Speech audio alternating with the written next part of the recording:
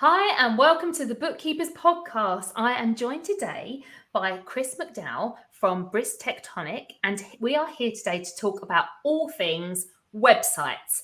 Now, I know that there are a lot of bookkeepers in here that are maybe not even thought about having a website, not even sure if they need one, not sure if it's just like an expense that they can't afford right now. They're thinking about getting software. They're thinking about getting their first client, but they're like, surely I don't need to do that. And I, for one, Chris, was really bad about getting a website for myself at the beginning as well. So I think we're going to go really back to basics today, if that's okay, Chris. And we'll start off by asking you to just tell us a little bit about yourself and what it is you do. Yeah, sure. Well, thanks for having me on the podcast today, Joe. Really pleased to be here. SEO, I kind of fell into it by accident, really. I swore I would never get into it, and then I saw the power of it, and just how it can honestly transform businesses. I know it sounds really cheesy to say that, but a well-structured website, having a good plan, can literally change your business. And getting yourself on the page one of Google, or there are other search engines available, getting yourself onto page one gets you the clicks, gets you the business, gets you the sales. And when you see the actual impact that has on people's business and livelihoods, it just kind of sparked something in me to try and help as many people as I could to do that. And it doesn't have to be complicated. You can pay experts to do it. You can pay me to do it, the sales pitch. Or you can learn how to do basics yourself if you're just starting out and haven't got the budget to invest in something like this at the moment. And that's what I try to do, is educate people how to help themselves in these situations. Absolutely. I think something that happens with bookkeepers is that we learn our qualifications like many professionals. You get your qualifications and you work really hard to get them. And then you get your professional bodies, you get a practice license, and then you're covered for money laundering regulations, and you get your insurance, and you get all of this. And then you think, right, I need to get a client before I can start investing in anything. But I do think that other business owners, when they're about to start a business, they would think, right, I need a website before I get started. So it's about realizing that, yes, we are practice owners, but we're very much business owners as well. And that we need to have some kind of online presence, whatever that may look like. So why do you think, Chris, it's really important for bookkeepers to have a website? It's a really good question, and I think it's definitely something that shows that you're a legitimate body, because like you said, you work so hard to get your qualifications, your licenses, your insurances, all these things, and you want to show to people you are genuine businesses, and you are licensed to do what you do. And it's really important to have somewhere to show that credibility. So it's great having social media and to show what you get up to, the type of clients you work with, etc. But you don't really boast about your qualifications in every single post. Having a website, having a landing page that really shows your business, the services that you offer, and how you help people is really important for people to get a really quick understanding of your business. Think of it like a shop front. I'm sure you've heard this a million times, but a website is like having a shop that works for you 24/7. So people can just stumble upon you and look into the services you offer, and just get you in front of more people and kind of educate people on what you do to free up your time, so you don't spend a lot of your time answering lots of the same questions. That's kind of the goal of a website. That is really interesting, especially the whole, it's the credibility thing, isn't it? So you might be doing some social media posts, someone might bump into you in real life, someone might pick up your business card, but kind of having that website, we all know that it's not something you could, I know you can get a website up quite quickly, depending on what, the purpose of it is, but it means that you've actually, spent some time on your business. You are trying to, create some kind of presence like that shop front, and people can get their questions answered quite quickly. And it does give that. I know that, if I find someone, I don't know, if I'm looking on, TikTok or something, and someone's selling something, I will Google them, and I want to know what's coming. I'm not going to buy anything online without doing a little bit of research. So being able to have that website is a really good credibility stamp. Yeah, and I'm smirking because that's exactly what Google does as well. So it verifies you. It looks at where you are listed, who's talking about you. I'll go into detail on this as we talk today, but it does the same thing. It wants to make sure it's putting the right thing in front of the person searching for it. And it wants to make sure you're verified. You are who you say you are. And there's lots of things you can do to make that happen. Excellent. So, okay, so what makes a website perform well, but also what does a well-performing website do for you? If you get what I mean? Yeah, absolutely. So it's $1 million question, and anyone who's worked with any marketing agency before will have heard the term "it depends." So it's a bit of a running joke in my industry. It depends. So it all varies based on industry keywords, things that people are looking to rank for, services you're offering, where you are, the type of business you are, the type of clients you're after. So it all varies dramatically. So you and I could be sat next to each other and we can both Google the same thing and we'll get different results. Normally the same top 10, near enough, but in different orders. That's purely based on location history, search history, your interests, all these things that Google and other algorithm from other search engines have picked up about you will kind of put things in front of you based on what it thinks your preference is or what you're looking for. So there's always that fluctuation. So a well-performing website has a lot of different factors in it. And getting in front of people is not always about having perhaps the best website. Generally, it does help.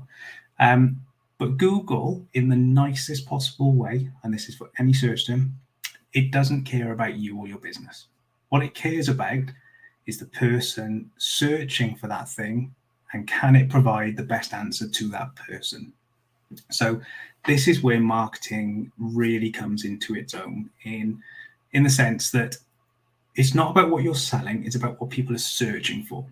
So can you get in front of people for what they're searching for? You know, you might sell one service that to a person searching could be one of 10 different things, depending on your audience, your personas. You know, I could be looking for a bookkeeper. Somebody else could be looking for somebody to do my accounts for me. But actually, that person might actually be looking for somebody to do the bookkeeping for them. So it's about how do you get in front of people for these things. When you're doing that and you're showing that you're offering value and help to the client, it's showing Google, do you know what, you're being really helpful and informative. You're not just trying to sell. There's 100 different ways you can make that happen. They can be FAQs, they can be relevant content. There's lots of really in-depth research that we can do to help get your website or your page populated for that thing. And it's just about getting your ducks in a line that you're selling and saying you're selling what you are selling, because Google will look at that. And come back to the verification piece, you know, you see something on TikTok, you go and research it. Is it relevant? Is it valid? That's kind of what Google is doing. So if you're saying you're selling a bookkeeping service, your page is talking about doing bookkeeping, but then you've got lots of other random stuff on your website, maybe how to build a swimming pool. Google's going to look at that and say, do you know what, that's not quite right. Something's a bit off there. So it's making sure you're adding credibility, you're backing it up with content, and how you go about doing that then is really important. It can be really concise in the way you do it. Something that can be a bit more general, especially if you offer singular services. So just bookkeeping. It's not bookkeeping and this and this and this. Mm-hmm. You can kind of be as niche or as generic, I guess, as you want. But it's working out how you put that onto your website is the important bit. It's really interesting to think about that kind of the algorithms, and it's not just about necessarily what it looks like, because if it looks amazing, but Google's not showing it or other search engines aren't showing it to anyone, that's not well performing. It might look good, but it's not well performing. Whereas, so it's about understanding all those different elements. And, you know, like in bookkeeping, yes, people can do it themselves, but you don't know everything about it and you might not come out with exactly the same result. So on that note, the question I have for you next is that many bookkeepers do choose to build websites themselves for budget reasons. It tends to be. Are people able to create well-performing websites without professional help? Oh, absolutely. And I think as long as you go about it in a good way is the short answer to it. So the best advice I can give to anybody is whatever website it is you're building, whether it's Wix, Squarespace, WordPress, however you want to build it yourself, is just make sure you're looking at it from is it a sensible approach? Is it logical? So it can be really, really simplistic. Okay. And the phrase that I use a lot, where a lot of people rib me for it, but if it looks like a duck, walks like a duck, talks like a duck, it is probably a duck. So if you've got a web page and it's talking about offering a bookkeeping service, and on there you say you're a bookkeeping service, you've got information about it, you've got supporting content about it, Google will look at you and think, do you know what? You're probably a bookkeeping service. And it's making sure you're doing that to make sure you're really being clear about what you're doing. If you've got a page that is talking about, bookkeeping service and accounting and this and this and this, Google will look at that page and say, do you know what? I don't really know which of these you're focusing on. So I don't really know what to rank you for this page because there's just so much choice. What you ideally want to do is split out your services into individual pages on your website. So you'd have one page all about bookkeeping, one page all about accounting, and so on. So when Google looks at that page, then it says, do you know what? This page is about bookkeeping. This one's about accounting. I know what to focus on for you. And then your homepage can be a bit of a landing page, generally about your brand, your business name. That's typically a best practice advice. If you are just offering bookkeeping, then it's okay to optimize your homepage for bookkeeping. But if you're offering more than one service, you want to split those out.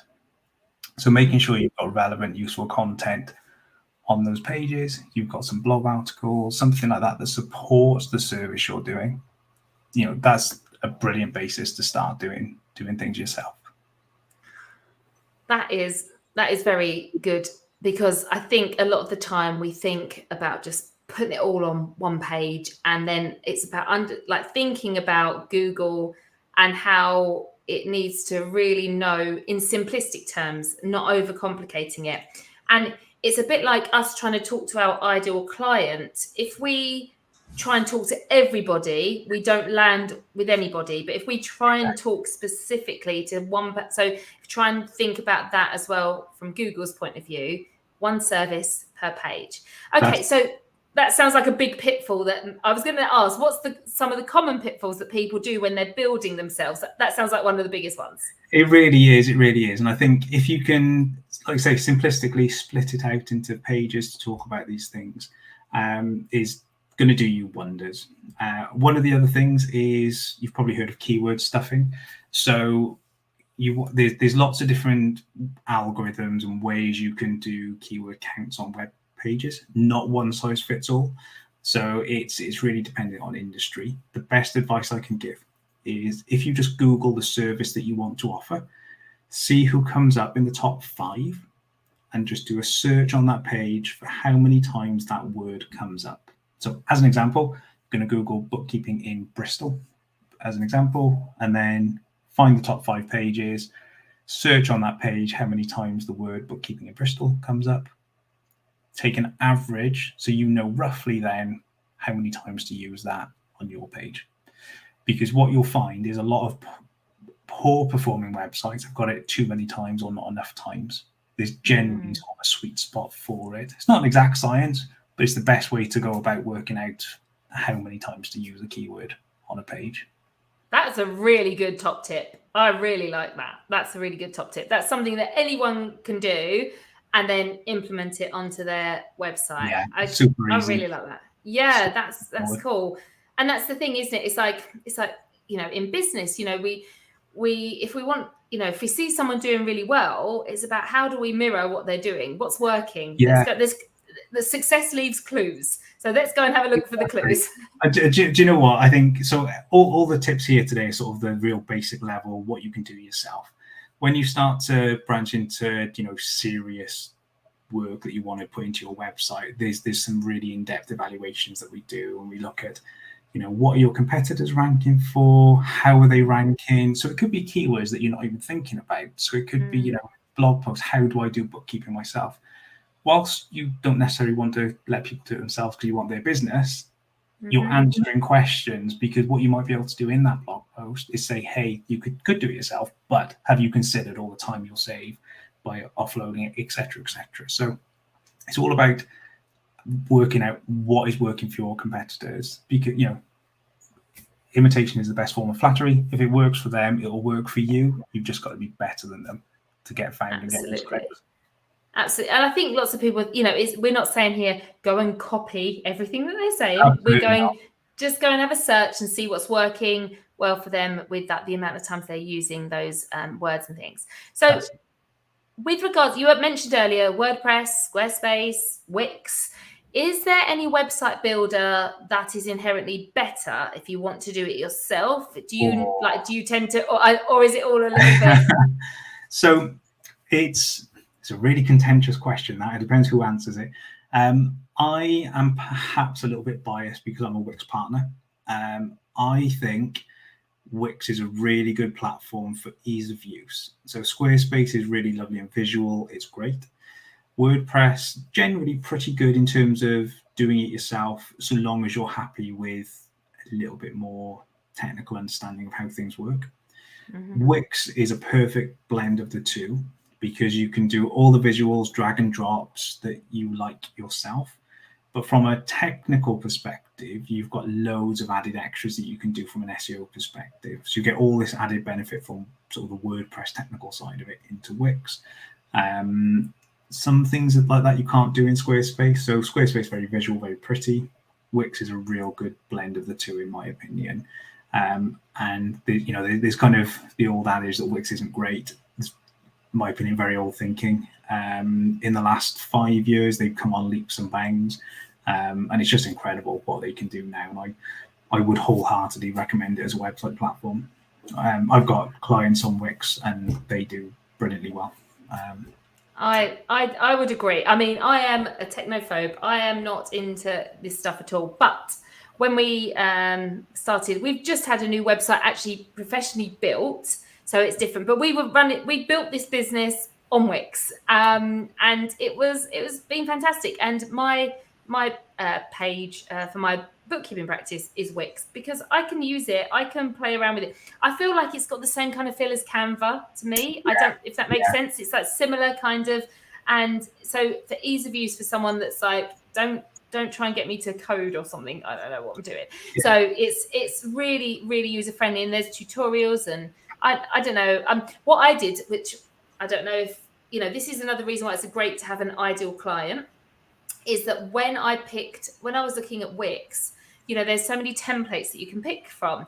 So rather than me looking for accountancy and bookkeeping templates, I actually looked for salon owners templates, and then I turned it into like what I wanted to say about what I'm offering. But because I've got an ideal client, I knew kind of like the visuals, how I wanted it to look. Yeah. So it was amazing. I was really impressed with what I got. Yeah, and do you know what I think? Like you say, it's that perfect blend of being able to do it yourself and picking stuff for inspiration, and then it's that Canva drag and drop aspect to it, and then you've got the ability, should you want to then do the real technical stuff behind the scenes, should you need to, or want to really throw some money at your marketing. It's really good for that. It's I found it's I haven't invested heavily in that. I built my practice on social media and kind of used LinkedIn as my kind of landing page, as it was to begin with. But then Zoe was saying, "Joe, you really need one." So so I was like, "Okay, I'll have a Wix one," and I did, and it is good, and I do get leads from it. It's not the most high performing. It's definitely, I'm using it as a that credibility stamp. Oh, it matches her email address. Here you are. There it is. It does exactly. It looks like her social media. It's all so. But yes, somebody has just said, it sounds like I could handle that if it's like Canva, and that's it. I really do think it's very user friendly. Okay, I'm going to ask you a question now, because we hear this term all the time. Could you explain what SEO means and why it's essential for bookkeepers to understand the principles about it when they're building their website? Sure. So SEO simplistically stands for search engine optimization. And what it means is making sure your website is optimized to be shown in a search engine. It's as simple as that. So it's making sure that you've got all the right things. So Google kind of have this secret sauce of all the things it checks. We'll never know what they are. We think there's around about 200 to 250 things that it checks. There's lots of SEO tools out there that can scan the technical side of it and give you ideas, but no one really knows. We get best practices, we work it out following trends and things like that. Having good SEO on your website can be as simple as making sure the site layout is correct. So talking earlier about if it looks like a duck, walks like a duck, talks like a duck, it's probably a duck. So, making sure you're saying, I offer bookkeeping services, I do bookkeeping for clients, things like that. Being really consistent with your messaging on a page. Making sure you've got headings in the right place, you've got some images that have got alt tags on them, maybe you've got some links going to other blog posts on your website about the service you're offering. That's really, really helpful, because what you're doing is, going back to my earlier statement, you're not selling your service, you're trying to get in front of people for what they are searching for. So if somebody is searching for, do I need a bookkeeper? Well, write a blog. Do I need a bookkeeper? Top 5 tips for making a decision. And then your blog post can be talking about, it can save you time, money, you get expertise with it, all the kind of supporting benefits of it. So what you could do then is have your homepage or your service page talking about the service, bookkeeping. Go and check out some additional reading about bookkeeping services, why it might be useful for you to work with somebody. What Google sees is you've got a page talking about bookkeeping service, but then you've got supporting content talking about it, helping a user on their buyer's journey, making a decision. So you're selling your service without selling your service, which is ultimately what Google wants to do and read through on your website. So when you're doing that, it's making sure that those pages perform well. So you could be making sure you've got fast loading images, you've got the right amount of text, right amount of keyword placement, like I mentioned earlier. And it's just making sure that you've got everything in place that Google will look at on your site and other search engines. I've got to keep saying that, and other search engines to kind of go through your site and say, do you know what? Yes, that's about bookkeeping. So making sure that you're not muddying the waters with the other services you're selling. Have something else you're selling on a separate page, really making sure you're really clear about those services. So when Google does index you, it knows what you're selling, where, and if you're answering people's questions. Okay, so could you Google, what does Google uses for SEO and things like that? Like, is there any, I suppose you can go and watch a YouTube video. I'm thinking if someone's sitting here today and thinking, I really want to build a website for myself. I know I need to put things on different pages. Okay, maybe Wix would be a good option. Okay, fast loading images. And I need to talk lots about the service I'm offering, but keep it simple as per each page. And I really think that's because I think on my first page, I've got the 4 different things I do. So straight away, I'm like, right, I've got different pages, but maybe I need to simplify that. So is there anything that you would say they should be really, most people get stuck on is that about section, that home. I mean, what about ChatGPT and utilizing something like that, but not copy and pasting, but getting some ideas? Would you suggest using a bit of AI for that? Yeah, do you know what? Absolutely. So just to go back to the query around, listing all your services on one page, what I do want to clarify is it's totally okay to have sort of a landing page to say we offer 1, 2, 3 things, but then make sure you've got pages dedicated to those services, because that's the hyper optimized page for that thing.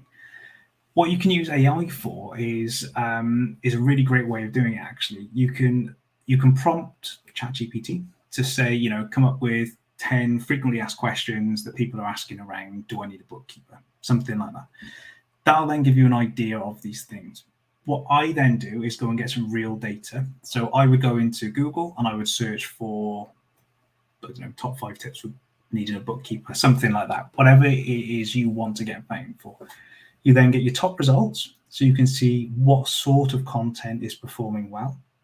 But then you also get the section of people also ask, which is where you see those FAQs that you can click on and drop down.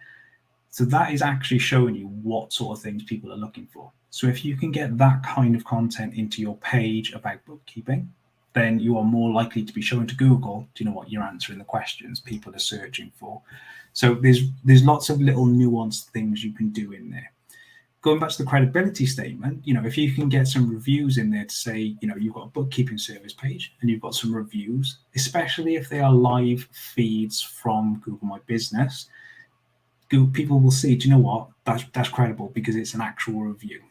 Because then that will show credibility, it's supporting the service you're offering. So it's just something else that Google uses to say, do you know what, I'm more likely to put you in front of somebody because you've got all these tick boxes that I'm looking at. And then that's a really good point, but I think that's such a good point. So, and I have had it by using Wix before, where you can you can add live streams of things like that, can't you? So you can have. I know I was talking to Zoe the other day. We've got a book, The Bookkeeper Rises, and I heard someone saying, "Oh, you can get your reviews from Amazon up onto your page." So there's so many. If we had a book, which we've got a book page, so it'd be really good to link that to that. So that's the kind of thing that these tools. If the thing is, you don't know what you don't know. If you don't even realize that's a possibility, even though it's just a few buttons and it will help you link it quite easily, if you haven't thought about it. So that's a really, really great point to have testimonials. I think I've got a swipe copy kind of, some I've asked some clients to give me some testimonials, but I love the idea of Google My Business and having that live, because obviously it's Google My Business. So Google are going to like you using their content even more there. Exactly. That's it. And it shows the credibility. So if we go down, if I go off on the tangent of keyword research for a second, which will help you work out what keywords to rank for, you can look at it in a really simplistic form to get you started. Is let's say you've got a website already and it's been around for a little while. What you can do is set yourself up on Google Search Console. You may already be there. Wix can automatically plug in for you. And Google Search Console is basically the home of your website in search results for Google. So what you can do is go into Google Search Console. You can see your website, and then you can start to see all the keywords that Google associate your website with. And you can see the impressions, the clicks. And essentially, from there, you can work out, do you know what, I want to focus on this keyword, that keyword.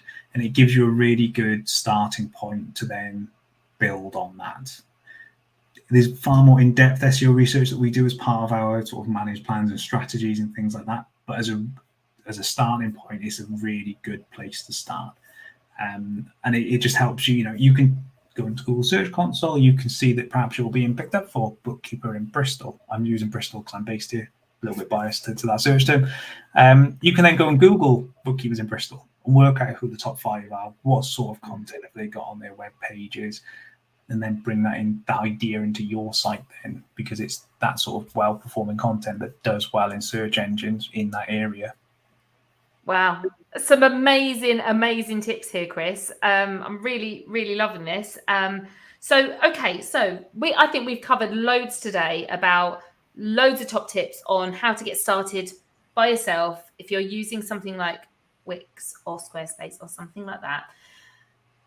If somebody was going to be working with a professional like yourself, I think people think, well, is it worth the investment?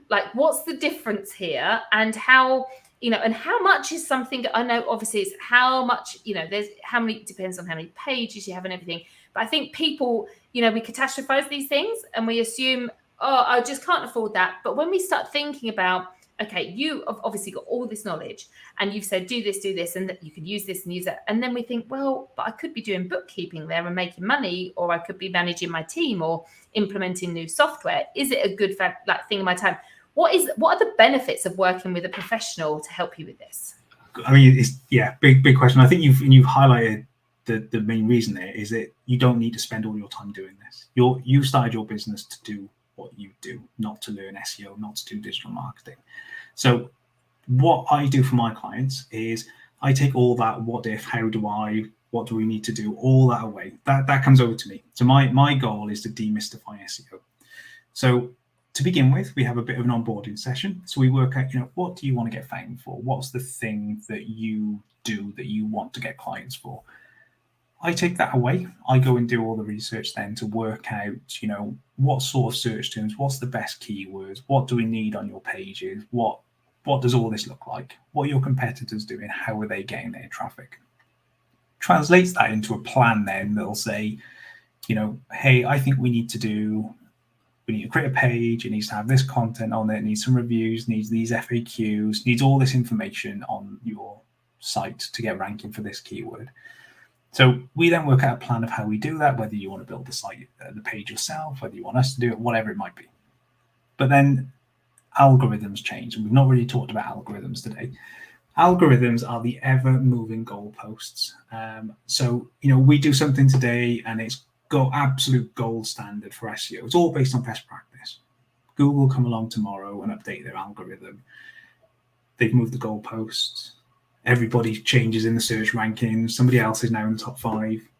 What does that mean? What do we do to mitigate that? And then it's working out what that is, doing that, monitoring it. The other side to it is building authority in your website. So this is going to go off on a real tangent in a second. So one of the things that Google likes is backlinks. So backlinks are, there's hundreds of different types. I'll use a real simplistic example in this. A backlink is basically somebody else talking about the thing you do.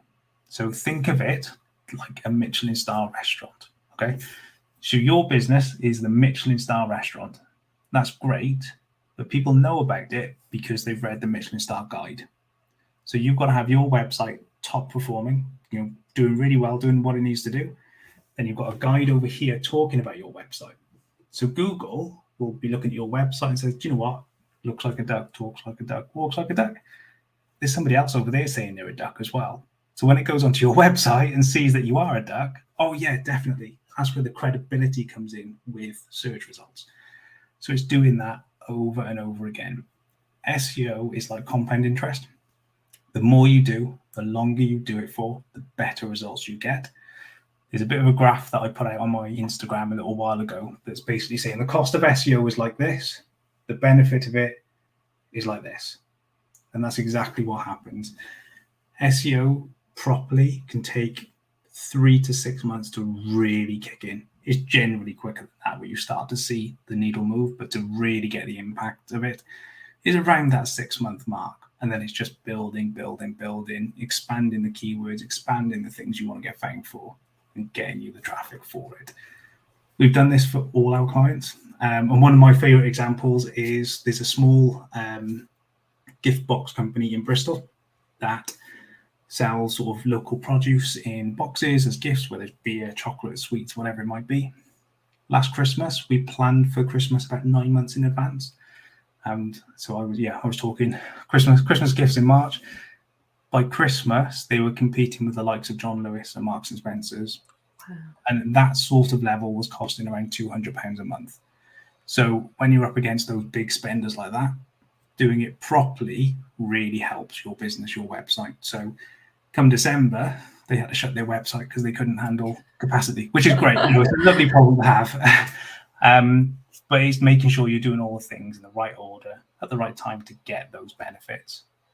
Absolutely. Well, that's such a great analogy about the compound interest. You're speaking to the right audience. I thought you might like that one. We get that. No, it's really been so insightful. Thank you so much for your time. If anyone today is listening and they think, do you know what, Chris is the guy that I need to speak to about my website, whatever that looks like, how would someone get in touch?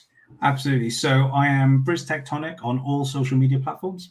And my website is also briztectonic.co.uk.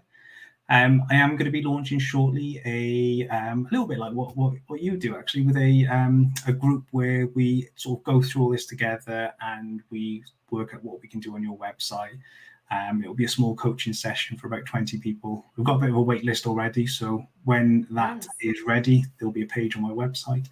And just hoping to help more people get their websites found in search results. Oh, thank you so much, Chris. It's been an absolute pleasure speaking to you today, and I've learned so much. And I think lots of people are going to be able to have taken away loads of golden nuggets to either decide whether to implement it themselves or actually think, do you know what, my time is not best spent here. I'm going to go and speak to Chris or find somebody else. So thank you so much. Thank you to everybody who's been listening to the Bookkeepers podcast today. We will be back next week. Hope you have a lovely week. Take care. Bye.